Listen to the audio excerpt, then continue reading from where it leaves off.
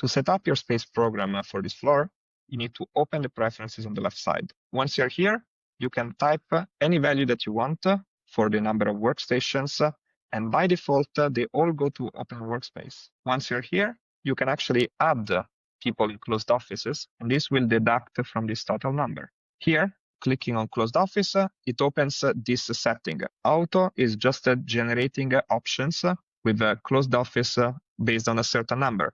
So if I require 15 people, it will try to find a space in different type of rooms for 15 people.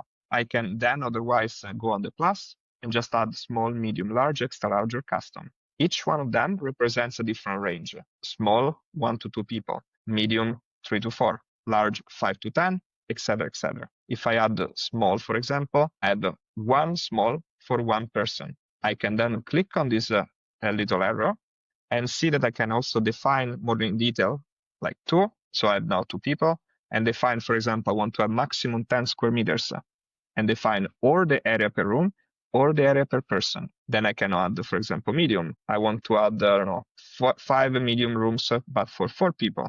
So I can go 4 people and set maybe maximum 22 square meters, and so on. I do the same for meeting rooms, where I can define the parameters for this one as well. I can add more, and same for breakout areas. And then click apply.